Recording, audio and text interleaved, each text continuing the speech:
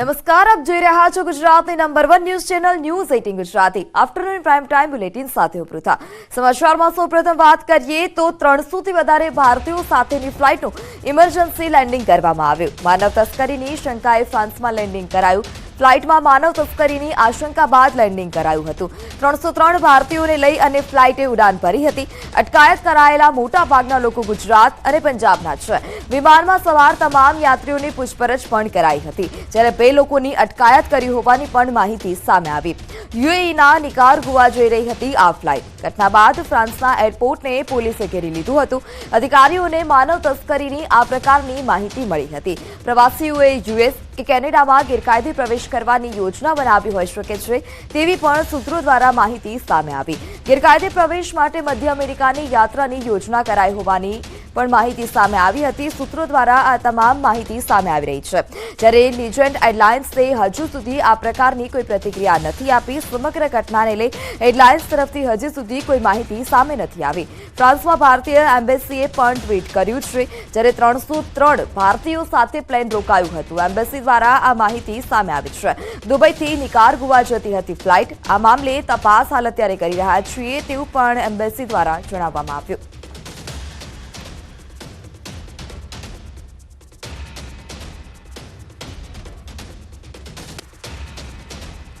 તો 303 ભારતીયો સાથેની ફ્લાઇટનું ઇમરજન્સી લેન્ડિંગ જોવા મળ્યું હતું। કયો રૂટ હોઈ શકે છે જો મેપના માધ્યમથી સમજીએ તો દુબઈ એરપોર્ટથી પેરિસ વેટ્રે એરપોર્ટ અને ત્યારબાદ નિકારગુઆ, એટલે કે આ યુએઈ જવાનો જે રસ્તો છે આ પ્રકારની યુએસ જવાનો આ રસ્તો છે અને આ કબૂતરબાજીનો રસ્તો હોઈ શકે છે, એટલે કે દુબઈ એરપોર્ટથી ફ્લાઇટ ઉપડી હતી અને ત્યારબાદ જે આગળનો રૂટ હતો ત્યાં થઈ અને યુએસ જવાના હતા।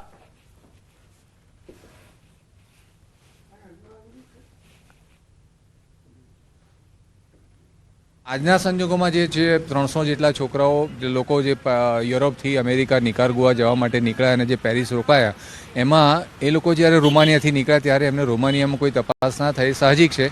પણ રસ્તામાં જ્યારે ઉડી જાય અને ત્યારે અંદરના એજન્ટોને કદાચ કોઈક એવા કંઈ મતભેદો થયા હોય અને કોઈકે ટીપ આપી હોય જેના લીધે એક આ કૌભાંડ પકડાયું હોઈ શકે એવી મારી માન્યતા છે। આ પકડાયું એ બહુ ગંભીર બાબત છે અને આ રીતે હવે જો આવા બનાવો બને તો એને કારણે બીજા પણ તસ્કરીના લીધે ડ્રગ્સની હેરાફેરીના આતંકવાદી કિસ્સાઓ પણ બની શકે। એમાં હવે સુરક્ષા વ્યવસ્થા વધારે કડક બનવાની જરૂર છે। વેરાવળથી 200 નોટિકલ માઇલ દૂર અરબી સમુદ્રમાં એક જહાજ પર ડ્રોન એટેક થયો। એમવી કેમ પ્લુટો નામના જહાજ પર ડ્રોન એટેક થતા આગ લાગી હતી, જ્યારે ક્રૂ મેમ્બરોએ ભારે જહેમત બાદ આગ પર કાબુ મેળવ્યો। જહાજમાં 20 ભારતીય અને એક વિયેતનામના ક્રૂ મેમ્બર સવાર હતા। જહાજ પર હુમલો થતા જ હાલ જહાજ મુંબઈ તરફ મોકલવામાં આવ્યું છે। 19 ડિસેમ્બરે વેપારના ઉદ્દેશ્યથી આ જહાજ યુએઈથી મેંગલોર તરફ જવા નીકળ્યું હતું, જ્યારે ભારતીય કોસ્ટગાર્ડની ટીમ અને ડ્રોનિયર સતત આ જહાજ પર નજર રાખી રહ્યા છે।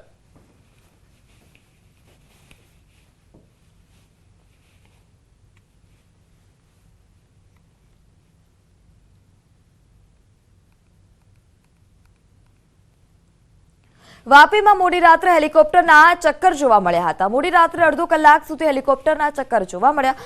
ગુંજન અને આસપાસના વિસ્તારમાં હેલિકોપ્ટરના આંટાફેરા જોવા મળ્યા હતા। આકાશમાં ઉડતા હેલિકોપ્ટર નેવીના હોવાની માહિતી સામે આવી। મુંબઈ નેવીના 4 હેલિકોપ્ટર દમણ કોસ્ટગાર્ડ પર રોકાયા હતા, જ્યારે પાયલોટોની પ્રેક્ટિસ માટે હેલિકોપ્ટરોએ ચક્કર માર્યા હતા।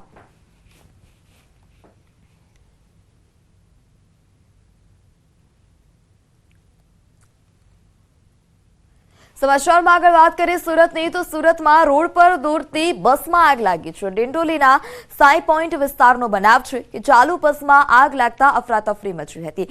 સમયસર બસ ઊભી રાખતા મોટી જાનહાનિ પણ ટળી। અગમ્ય કારણોસર બસમાં આગ લાગી હતી। સ્થાનિકોએ આગને કાબૂમાં લીધી।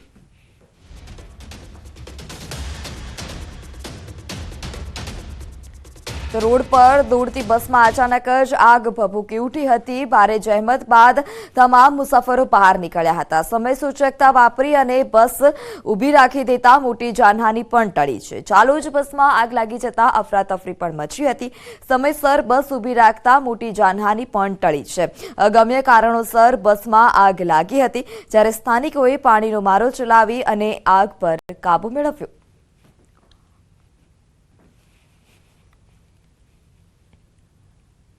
બનાસકાંઠાના પાલનપુરમાં ખેમાણા ટોલનાકા પાસે મારામારીની ઘટના સામે આવી. ટોલ આપવા બાબતે તોફાની ટોળાએ તોડફોડ કરી હતી. ટોલ કર્મી પર બેફામ લાકડી અને ધોકાથી માર મારવાનો આક્ષેપ છે, જ્યારે 10થી વધારે તોફાની તત્વોએ લાકડીથી માર માર્યો. હિંસક હુમલામાં ટોલકર્મી ગંભીર રીતે ઘાયલ થયા છે, જ્યારે હોસ્પિટલ પણ ખસેડવામાં આવ્યા હતા. મારામારી અને તોડફોડનો બનાવ સીસીટીવીમાં કેદ થયો છે. પોલીસે હુમલાખોર વિરુદ્ધ ફરિયાદ નોંધી વધુ તપાસ હાથ ધરી. તો ટોલકર્મી પર લાકડી અને ધોકાથી હુમલો કરવામાં આવ્યો હતો. અસામાજિક તત્વો ટોલ ભરવાને લઈ અને માથાકૂટ કરતા જોવા મળ્યા હતા. સમગ્ર ઘટના સીસીટીવી કેમેરામાં કેદ થઈ છે, જ્યારે ટોલકર્મી ઘાયલ થતા તેઓને હોસ્પિટલ પણ ખસેડવામાં આવ્યા છે. સમગ્ર મામલે પોલીસે હુમલાખોર વિરુદ્ધ ફરિયાદ દાખલ કરી.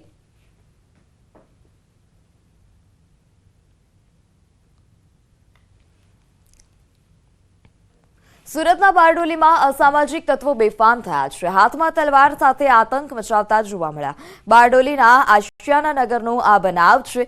નજીવી બાબતમાં ઝઘડો કરી અને આતંક મચાવ્યો હતો.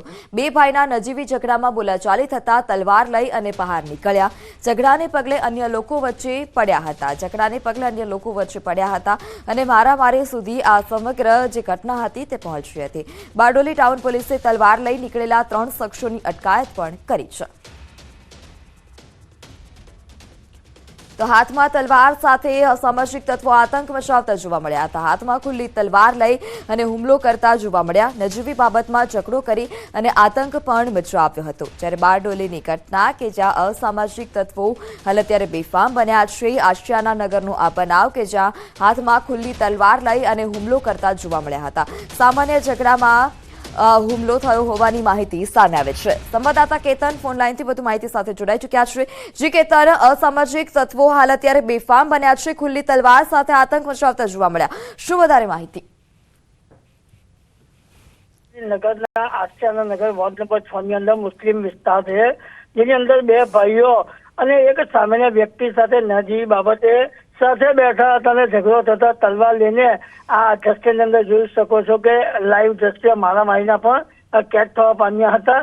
પરંતુ હાલ આ જે સામાન્ય જે ઝઘડાને લઈને જે તકરાર થઈ હતી તે અંતર્ગત એક તેને સામાન્ય ઈજા પણ પહોંચી હતી અને બારડોલી પોલીસને સમય સૂચકતા આપી. જે સમય દરમિયાન ઘટનાની જાણ હાલ તો 3 જેટલા મુસ્લિમ યુવકોની અટક કરીને વધુ તપાસ બી હાથ ધરી છે. અને ખાસ કરીને આ વિસ્તાર એક એવો છે કે જેની અંદર પરપ્રાંતીય મુસ્લિમ સમાજના લોકો વધુ લોકોને રહીશ હોય છે, જે અંતર્ગત વારંવાર આવી ઘટનાઓ બનતા પોલીસનો પણ બેખોફ આ જે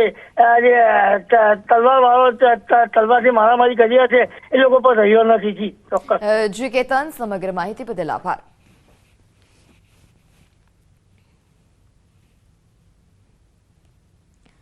શિયાળાની ઠંડી વચ્ચે તસ્કરો તરખાટ મચાવી રહ્યા છે. સુરતના માંગરોળના પાલોદ વિસ્તારમાં એક જ રાતમાં 6 દુકાનોના તાળા તૂટ્યા હતા. સિલ્વર પ્લાઝામાં 8 જેટલા તસ્કરોએ ચોરીની ઘટનાને અંજામ આપ્યો. 6 દુકાનોમાં થયેલી લાખોની ચોરીના સીસીટીવી ફૂટેજ પણ સામે આવ્યા છે. એક સાથે 6 દુકાનોમાં તાળા તૂટતા તસ્કરો પણ જાણે પોલીસને પડકાર ફેંકી રહ્યા હોય તેવો હાલ અત્યારે ઘાટ સર્જાયો છે. તસ્કરીની વધી રહેલી ઘટનાઓ સામે પોલીસની કામગીરી પર પણ અનેક સવાલ ઉઠ્યા છે.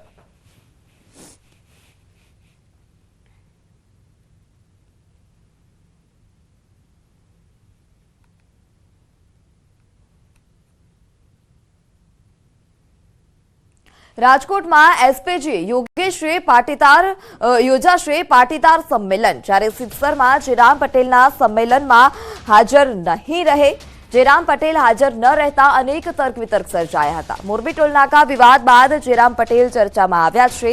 જ્યારે એસપીજી યોજશે પાટીદાર સંમેલન અને જેમાં જેરામ પટેલ સંમેલનમાં હાજર નહીં રહે. સિત્સરના જેરામ પટેલ સંમેલનમાં હાજર નહીં રહેતા અનેક તર્ક વિતર્ક પણ જોવા મળ્યા હતા. મોરબી ટોલનાકા વિવાદ બાદ જેરામ પટેલ ચર્ચામાં આવ્યા છે.